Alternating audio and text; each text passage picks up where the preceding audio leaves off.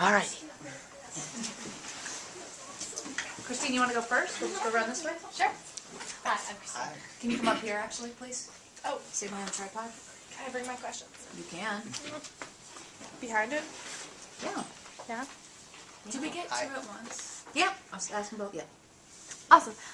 So have you had trouble bridging the gap between old and new media, like in the long-running WCAX? It's very interesting because in the last, 5-10 years, there's been a major shift in how we approach gathering and telling the news. Because, it used to be everything stopped at 6 o'clock, everybody sat down, they watched the news. But now there's people want it more immediately, they don't have the schedule to accommodate just watching on the broadcast. So now we use social media and our website. It's actually the fastest growing part of the business, to give people some and just enough to hopefully get them to then be like, I want to learn more about that, so I'm going to tune in at 6 as well to catch the full story.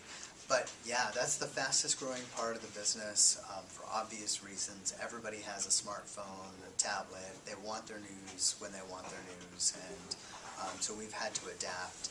And gone are the days of just breaking the news at 6 o'clock. Now we break it on Twitter or on Facebook or other means like that. And is it like second nature for yourself because you're young and you're trying to break God into the bless youth you. market? Second nature to use that social media? It is for me. I think that there may be some challenges for some folks just a little bit older than me. But, I have a big Facebook presence, and, I tweet. I mostly retweet, to be honest with you. But I use social media. I think that, maybe somebody a little bit more senior, like Roger Garrity, who is in his 50s, he follows, but he doesn't really do anything with Facebook, or he doesn't do anything really with Twitter much. But I think that our generation and down have a pretty good handle, and every new hire, 20-somethings, they got it down. That's who's running our social media now. So, those are good opportunities for people right out of school. Yeah. Awesome. Thank you. You bet. Yes, please. Wait, did you ask two questions there? Yes. Hi, Hello. I'm Jade. Hi. So I'm going to bring it back a little bit. Okay. How did your background in mass communications help you reach such a successful point in your career? I didn't really know exactly which platform I was going to go with. I loved writing. I knew at a very young age that I wanted to get into some kind of storytelling. When, I was 5-6 years old, if I was a good boy, I'd get to spend the night at my grandparents' house on Saturday nights. And Sunday morning, my grandfather would get up, and I idolized him. I would watch him watching CBS Sunday Morning and just soaking up this information. And, I wanted to be just like my grandfather. So I started falling in love with storytelling at a very young age. I loved the news more than I loved cartoons. And so I knew that in some way I wanted down the road to be a storyteller in my future. I didn't know anything about TV or print or anything like that, but I knew that I wanted to do something like that. I loved writing very young. So I got a chance to do both. I was a print reporter and I wrote for television much later on. But I knew pretty young that I wanted to get into this kind of business, and yeah, I was fortunate that I got a chance to do both, and ended up in broadcast. Great. How well do you think that you were prepared during your undergrad for the professional world? Pretty well, actually, and because I didn't know what I wanted to do specifically, I dabbled in it all. And I went to Castleton. They provided an opportunity to, I tried radio. It really wasn't for me. Mm-hmm. But I wrote for the paper. They produced a weekly video news magazine, so got to experience that as well. But key was an internship, and I advise that of everybody, is to actually get your your hands dirty in a newsroom is where you're going to get the most information. You're going to see how a newsroom operates, get out on a story, learn how to gather news timely, because I suspect that your projects are not due every single day in college, but in a newsroom setting, you got that 6 o'clock deadline, or now even earlier, 5 o'clock deadline, and you'll get an opportunity to see how it really works. Great. Thank you very much. You bet. Hello, Hi. I'm Will. Hi.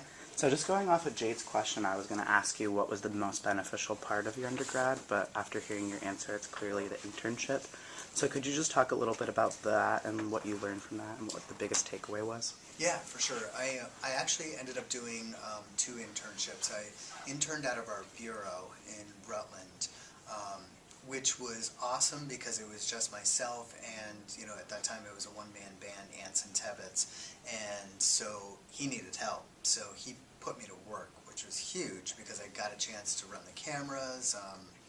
I was able to do some editing, helped him with writing, and if he was like, oh, I meant to go get a shot of that, can you grab the camera and go, you know, get some video of this? So I learned a lot quickly by interning there, and then Marcellus, my boss, who eventually hired me, asked if I would do a second internship up in Burlington that was partially paid, so I'd do some fill-in work for them during that time, and I got my feet wet. I was able to even produce a story during my internship that made for air, so I left the internship with a resume in hand and did some writing for the shows as well. I printed out every single story that I wrote that made air that I could say, hey, I wrote for broadcast news. And so I left there with a portfolio. Very cool. So in your bio, you said your dream was becoming a storyteller. Do you feel like you fulfilled that dream? I think so. I think it's still, you know, ongoing. I still love storytelling. I still like finding interesting stories to tell and interesting people to wrap a story around, because characters are really what make a good story. I think, you know, key is to getting them to open up, share with you. You know, you're the catalyst for telling their story, and especially in TV. People at home want to be able to identify with somebody, and so if you can get them to trust you enough to share their stories at their most triumphant times, at their most tragic times, you're going to have a good story. And so I still really get a lot of enjoyment out of that part of the job, so I think I'm still fulfilling that dream. Very cool. Thanks. Yeah. You will.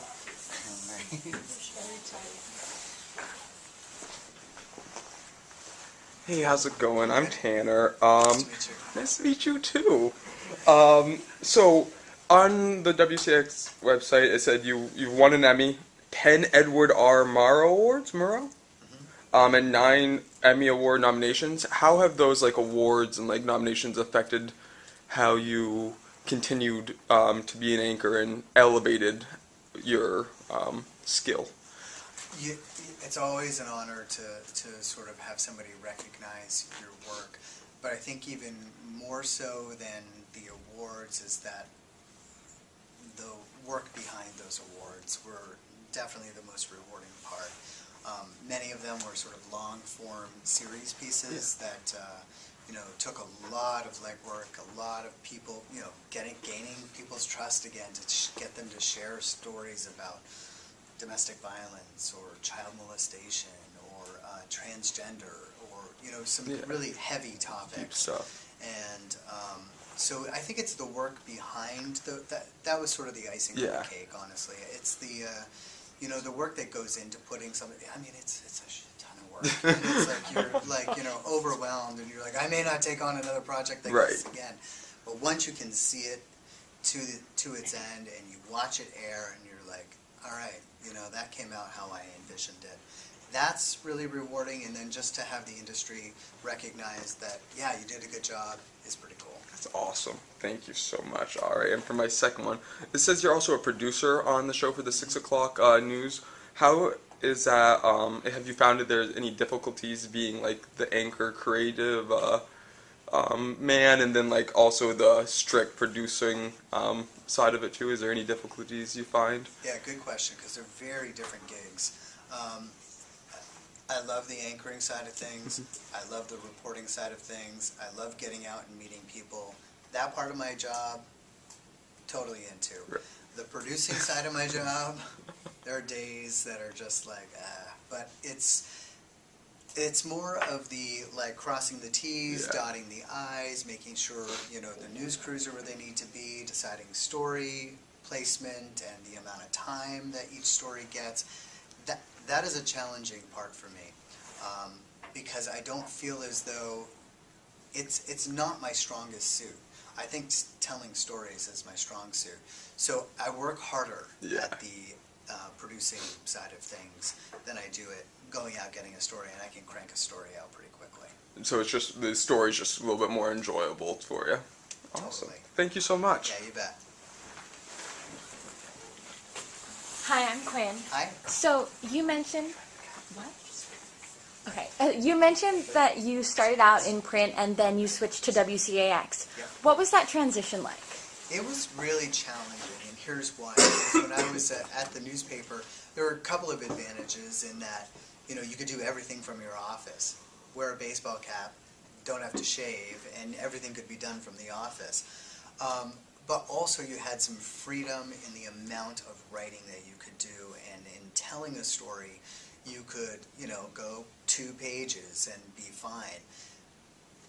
The adjustment to television and taking all of that information that I would have put in a newspaper story and then condensing that down into 1:30 or 2 minutes was challenging, because you have to, every word counts in broadcast. So you have to make it as simple as possible, because people get one shot to hear it. They can't go back to a newspaper. Like if you don't understand something, you can reread it in the newspaper. But if it's in broadcast, every single word counts. So you've got to pare down your sentences, make sure every word counts, because they get one shot on the ear. That was a challenge, to try to figure out how to write tight and, you know, make sure that all of that information that I would have put in this story fits in this story. So that was my biggest challenge in making the move. But you know, it's been fun to watch. I go back and I look at my old stories, you know, when I first started, and they were so wordy, and it's like, I could have like, that whole graph could have gone. Nobody cares about that. It would have, you know, the nuts and bolts is all you need in a good broadcast story. And so sort of speaking of old stories, you mentioned earlier how technology has evolved a lot in how you report on news. Are there any old stories that you did when you first started off that you wish you could like redo with today's like modern social media? Good question. I'm sure most of them could benefit from today. In promotion alone. You know, I mean, that's a huge part of our social media presence, is trying to drive people to click on our website and that kind of thing. But yeah, I think that probably most any story that I did before, you know, the advent of our website and our social media could have benefited from just exposure alone from social media. And can you think of any specifics? Well, I gave an example in the last class that one of my sort of favorite interviews that I got to do, just because it was my grandmother, which in the business normally you don't interview your family, but this was a total feature piece. My grandfather used to tell us this story as we were kids about how the Statue of Liberty was one of the potential sites for it was in Glover, Vermont, which is where I grew up. And it was supposed to go on Perrin Hill, my family's hill. We always thought it was like my grandfather drinking LTD, a little Canadian whiskey. You're like, yeah, sure, Gramp, whatever. Well, it turns out there was it's true. So I found like this National Geographic article about it, and a bunch of old documents within the town of Glover that showed that they were trying to raise money for the pedestal to actually make it happen, because, you know, it was a gift from France, and they were like, in Congress, they were like, well, what the hell are we going to do with this giant lady? So they one of the lawmakers said, "I've been to Glover, Vermont, there's nothing up there, let's put it up in Glover, Vermont." So a New York Times editor heard about it, he thought it was kind of quirky, so he started writing about it. Glover started raising money for it. So when I heard about this, I then decided, to interview my grandmother because she would have been Liberty's neighbor. So and she was a riot, so I thought she'd be really funny. And she was. So I think that if I could promote a story, it might be my gram. Thank you. Yeah.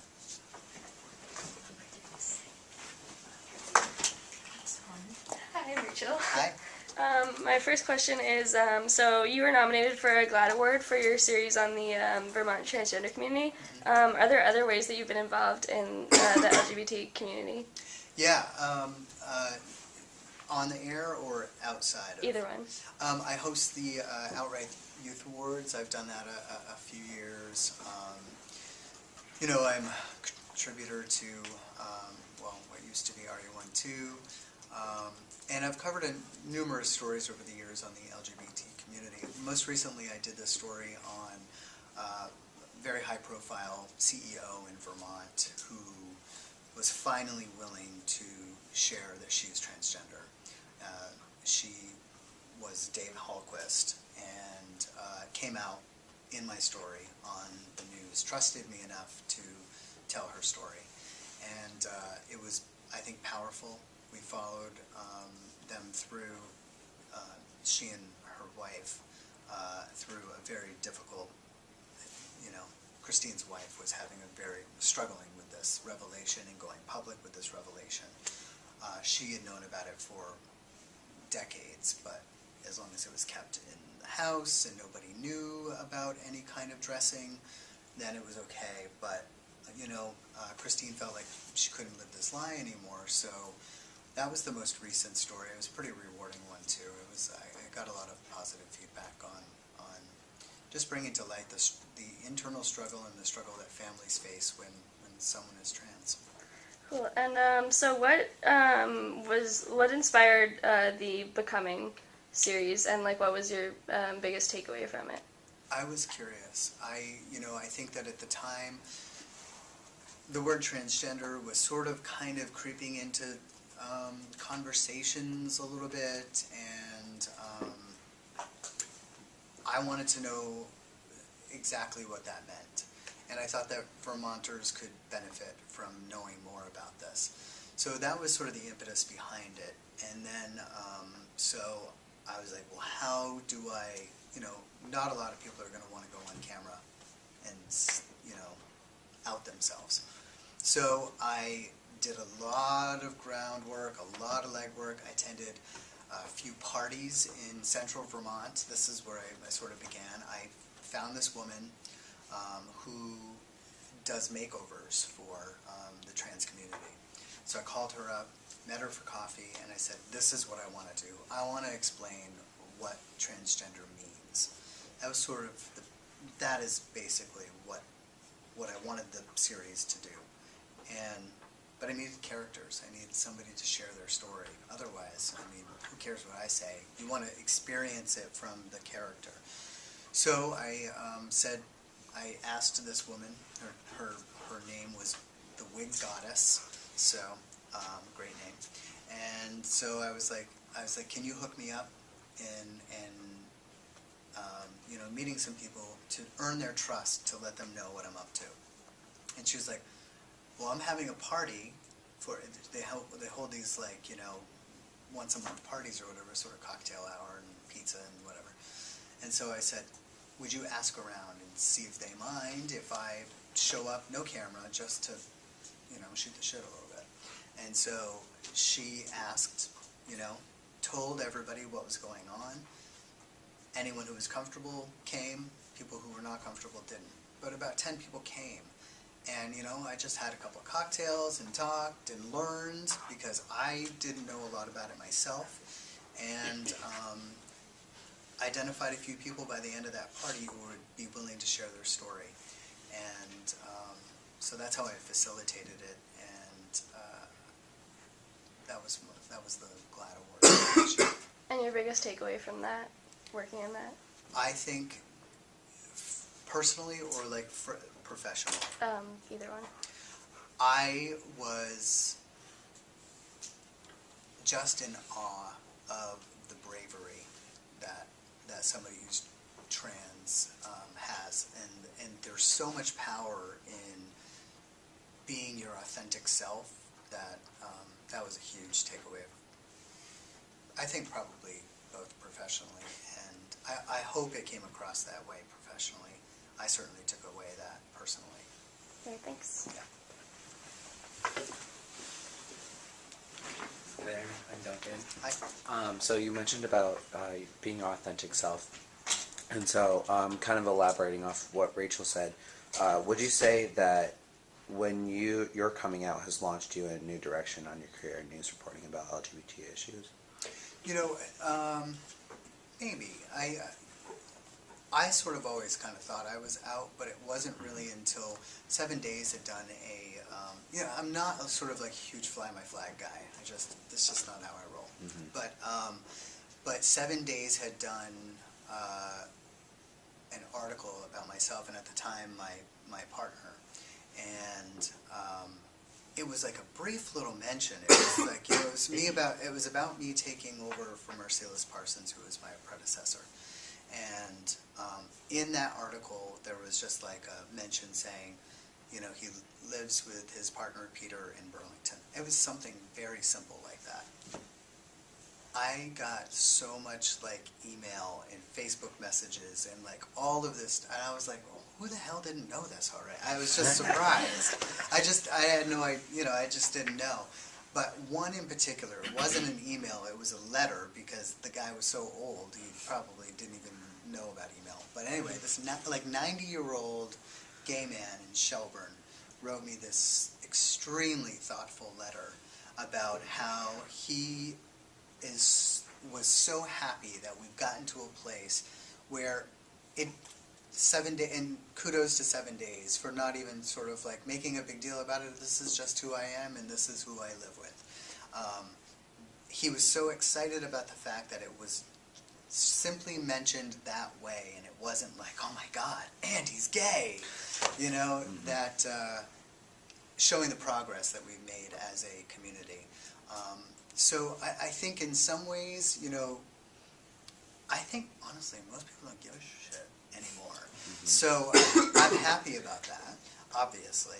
I don't think that it necessarily has helped or hindered my career, though. Okay. And my second question was what was your general response from the public or colleagues, like you mentioned that letter, about your sexuality, and what was your take on that feedback? You know, again, until that article came out, there hadn't been a lot of feedback. I will say that, you know, when I was going into the role of Marcellus Parsons' role, like the co-main anchor at the station, I did wonder a little bit about, you know, some perhaps rural parts of Vermont, how people would, you know, respond. Because there was such a polar opposite from Marcellus, who is, you know, an older guy, you know, straight-laced older man. You know, he's an old-school newsman, and you know, here comes me. So I did wonder what that would look like, and perhaps some of it was about my sexuality, but I think also I was, you know, I had questions about my age. I was much younger than he was, so it all sort of like was at about the same time. But again, you know, because I don't focus on it a lot myself, it's just a part of who I am, that it's never really been a big deal. Yeah. I can totally attest that. Yeah. So, okay, thank you. You bet. Hi, Hi. I'm Chester. Hi. I was just wondering, so I read that you went to Afghanistan for a while, and I was wondering what was the goal of the Mission Afghanistan series that you made?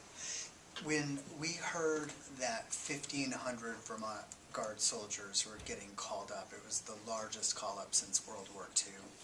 I kind of looked at it like it was almost going to be a public service for the families back here at home to let them know what was going on with the men and women who were now in a war zone, who probably never expected to be in because they were guard soldiers. And, you know, this was a call-up of, you know, citizen soldiers who are teachers, who are mechanics, and that kind of thing, and never really, if you ask most of them, unless they were career soldier, goal-oriented, never expected to be in a war zone.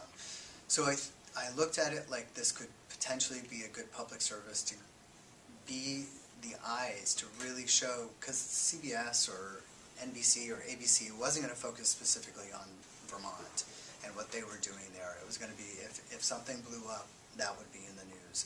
So we wanted to really show what day-to-day life in Afghanistan was like for 1,500, you know, people. I mean, that's a huge percentage of the population, you know, relatively speaking. It seemed like you couldn't, you know, spin sideways and hit somebody without them saying, oh yeah, my cousin's in the war zone or whatever. So that was the impetus why we went. We decided that, you know, okay, once we got the logistics lined up, how to embed, and, you know, we had to do it all on our own because it's taxpayer funded. So we got our flak suits, helmets, everything we needed to get there, and do it on our own. But it was really, we looked at it like a public service. And what would you say like were the differences about reporting in Afghanistan as compared to here back in Vermont? In almost every way, wherever you're reporting, you still have to, it's the basics, and it's like, you have to be objective, you have to be fair, and you have to be accurate. So those three things were, you know, still the mainstays, but you're embedded with the troops. We're armed with a camera, a notepad, and a pen. And, you know, you're kind of relying on these soldiers to save you if you come under fire or whatever. So there, you know, that was the biggest challenge, I think, was trying to sort of, you know, stay safe and objective, because you relied on them to, you know, get you through. And, you know, we were sleeping in the same quarters and, you know, camping out and doing all the things that they did, because we wanted to experience a day in the life of. And it was dangerous, and there were some really scary moments, and, you know, more scary than fine. So the biggest challenge was trying to be objective. I think I did a good job of it. But that's how it would differ from being back here, covering something political or whatever. We were both really challenged on making sure we were objective in covering the war. Well, thank you very much. Yeah, you bet. When I say we, I'm talking about my photographer, Lance, who went along. Hello, how's it going? I'm Good. Chico. Hey. Nice to meet you. Nice to meet you. So, you've won a great deal of awards for your broadcasting skills and ability. Have you ever thought about leaving WCAX to go to a bigger broadcast studio in a bigger city, or have you thought about staying here for the remainder of your career, and why or why not? Either way. It's definitely, particularly when I was younger, you know, opportunities presented themselves. I took the free trips to go do the interviews, and you know, one time I thought for sure I was leaving Vermont. But then, you know, as I've gotten older, and, you know, now I have the job that I sort of really always wanted when I was a kid. I used to watch Marcellus, so, and I have a huge family. I have 50 first cousins up in the Northeast Kingdom. Most of them are still around, and I care about the issues that you know, that we talk about every day, and the stories that really matter to me as a resident and a lifelong resident here in Vermont. I worry that if I went to a larger market, that I may not be as invested in making sure that, you know, we're covering the issues that that matter to people, matter to the cousins, matter to my friends and family here. So, never say never, but at this point, I don't envision going to a bigger market. Okay, that makes sense. Did you ever? You said you saw Marcellus. How do you say his name? Marcellus. Marcellus. Did you ever like see yourself replacing him, or were you planning on going to a different kind of broadcast studio? I never envisioned replacing Marcellus. I don't know why I sort of always, I just didn't imagine CAX without him, really. You know, I had hoped at some point, you know, I knew that they were starting some other shows, and I was a long-time weekend anchor. I think I did that for 10 years or something. So I was hoping, you know, for a Monday through Friday gig, like a 4 o'clock or a 5 o'clock news. But then, you know, the station offered me I didn't even apply for it, because that's how I didn't think of replacing him. I didn't even, you know, apply for it, but they offered it to me. So yeah, so no, I don't think I ever really, and I don't think he will ever be replaced. And, you know, I think that his shoes will never be filled. We had a very different sort of style in that way, but I learned so much from him about being a good journalist first. That legacy, I think, lingers into the newsroom, but I don't think he'll ever be replaced. All right. Last question. The Battle Behind Bars series, were you always interested in that kind of story, or did you see something else that maybe inspired you to do it, or like what drove you to cover that? I'll tell you. Okay. There was a shot that one of our photographers got at the Four Seas, the Chittenden Regional Correctional Facility. It was like 10 inmates, like crammed into this one window, and that one piece of video said so much about the overcrowding in prisons. This was as we were beginning to ship inmates to other parts of the country. I was like, we got to do this story. I'm like, this one shot tells such a story already that we decided to take a trip to Virginia to see how our inmates were being treated there, and the differences, and why the overcrowding was happening, and there was a spike in the women population, and but it all stemmed from that one shot. Wow. Awesome. Thank you. Yeah, you bet.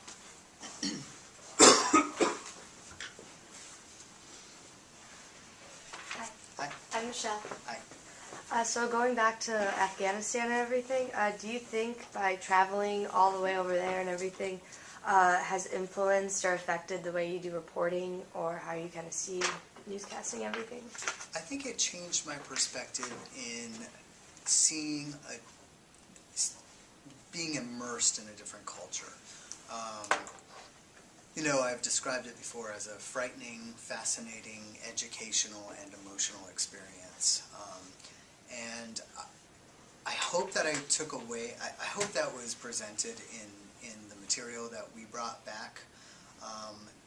And it also showed me a side of humanity, both good and bad, that you know, you knew existed because you've seen the news, you've seen the national news, but until you experience something like that, I think that changed me in some way. Mm-hmm. You know, I tell the story about these two little girls. I mean, educating women, I mean, women in general there. In a lot of these villages have to hide in their homes. They're covered head to toe aside from their eyes. And educating women is just, you know, it's unheard of. It's dangerous. So we had gone into this village. Kalana Suru was the name of the village.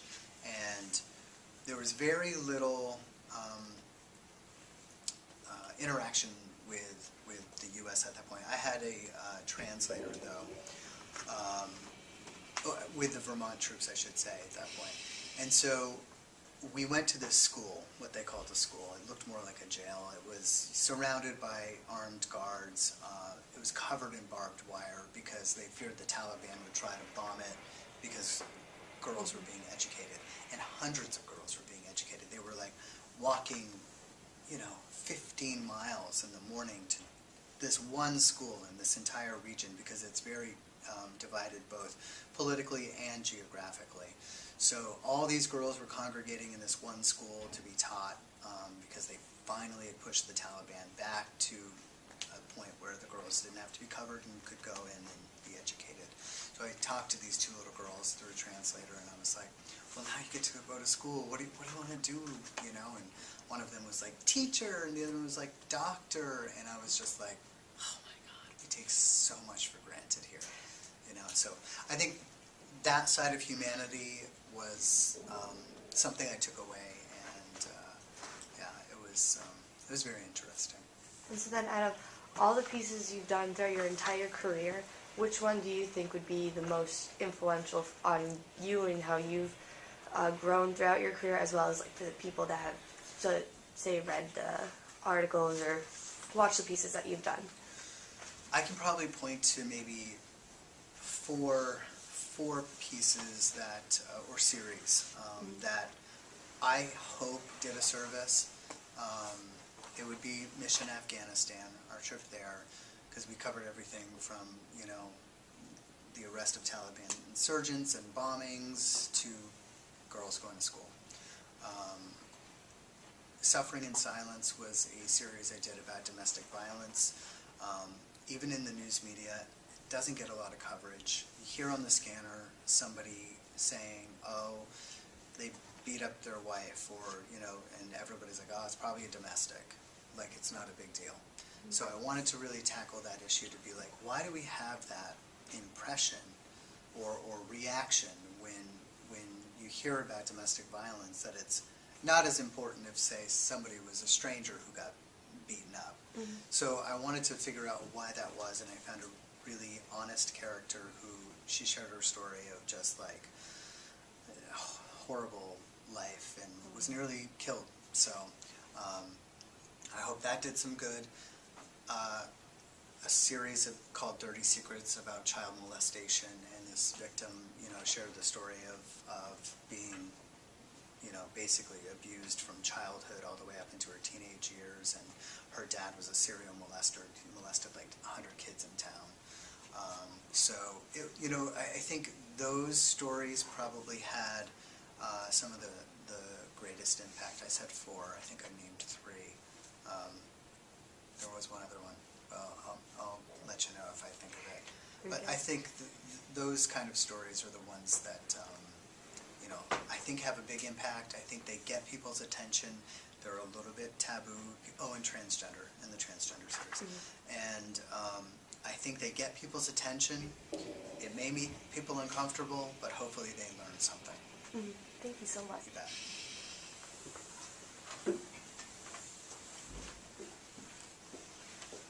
Hi, I'm Katrina. Hi, nice to meet you. So what's been the most fulfilling part of your career?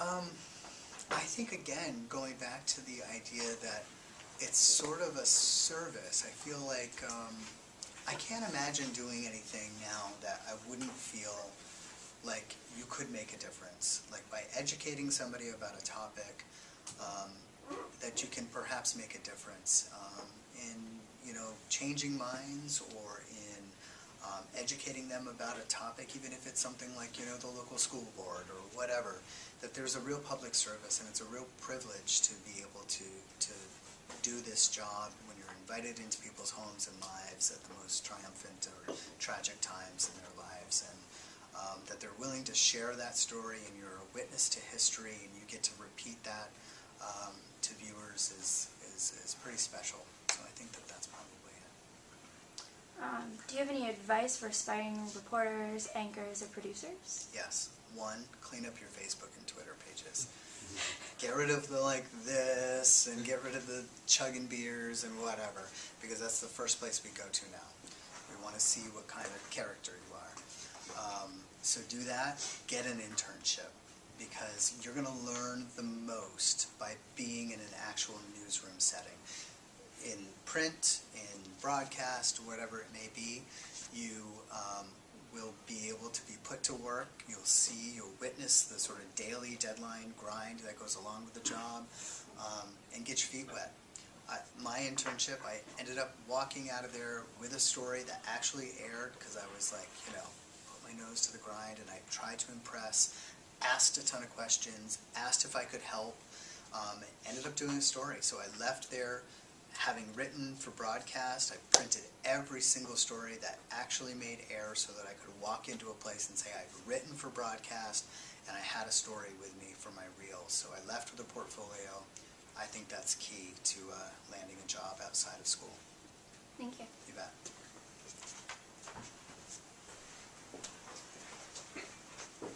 Alright, I'm Joe. Hi.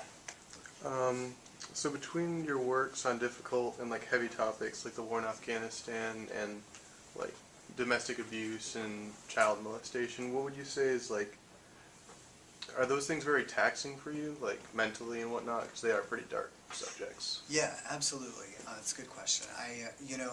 It's interesting how you really, as a journalist, learn to remove yourself from the story, and I think that that's critical that you do that in the reporting that you do, like to be objective and fair.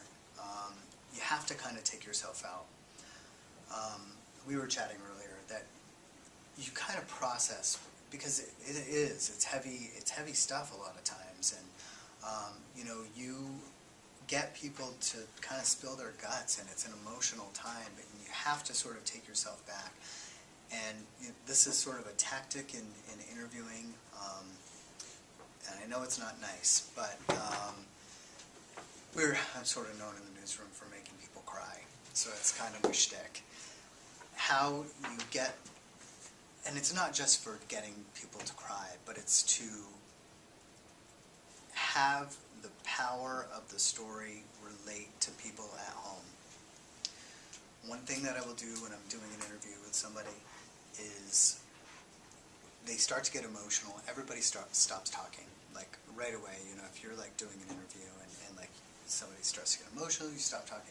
Your natural instinct is to want to like jump in and be like, oh my gosh, I'm so sorry, blah blah blah.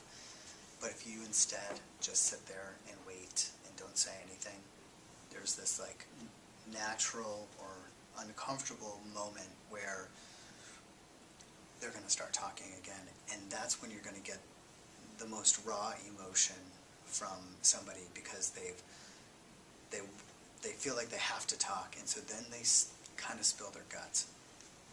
You feel kind of terrible at the time, but you get the best sound from somebody that way, and then you can process it when you get home. Or after the interview is done, you can hug somebody who's just shared something terrible. And honestly, I can't think of a time when somebody has shared and been that open with me, and trusted me enough with their story, and getting emotional on television, that they haven't felt like, almost like it's a relief. There's a reason they're talking to you anyway, but if you can almost be so relatable to them and trusting, and that they're willing to share this intimate moment, when they see it in the end, if you've treated and done a good job telling their story, they're going to be happy that it's almost therapeutic in some ways for some people to be like, tell me about your son who's just been killed in the war. They want to tell. They want the rest of the state to know what a great guy this guy was, or whatever. But you do process it at home. I'll give an example. Like recently, there was a little boy who drowned at a daycare, and the whole newsroom has been just like, oh my God, just such a tragic story, and how it happened, and how could it happen, and all of this. And you think about it, you have to go through the day, every news story has to be told, you just kind of plow through. Of course we talk about it like, oh my God, this is awful. But you plow through your day, you get the story done, you get home, you grab a beer, or you have a glass of wine, or in Christine's case, she sees her little girl, I'm sure, and you think about it then, and you process it then. Alright, and for my second question, actually it goes off an earlier question from before about the war in Afghanistan. You kept mentioning trying to be objective during your time there. When you spent your time there, did it change the opinion you already had on the war? Like, how do you feel about it after the fact? Big picture, I didn't focus on that too much. Okay. Why we went, if we should be there, that kind of thing. I really wanted this series to, because I didn't want it to like sway how we viewed the day-to-day life of what was happening with our, I wanted us to be a witness to what they were going through. So grand picture of like, should we be there? Should this war be happening? I touched a little bit on that only when one of the soldiers would be like, I'm 19 years old. I'm in a war zone. how did I end up here kind of thing. Yeah. But it was more a day-to-day life. This is what they're doing. These are the kind of horrific things they're experiencing. Or these are the things where they're building schools and hospitals. And, you know, so I didn't know any of that was going on. And I don't think that most of Vermont knew any of these other things were going on other than, you think it's like running and gunning when you're in a war zone. And there is that. But and that's what makes the national news, and that's what I knew we'd only see unless we went there ourselves to see what else was going on. That's not going to make headlines, because if it bleeds, it leads, but if it doesn't, then they're probably not going to see it. So we got a chance to see all these other things that were going on there. So I think in some ways, yes, that did change my mind, because I just had no idea that they were building schools for girls, or waterways for villages that had been cut off by the Taliban, and they were like, there was no water source, and so there were like small battles going on between villages over water. So, in that way, yeah, it changed my mind just because I didn't know anything about it. Okay, thank you. I want to change this here because I think our battery's about to die.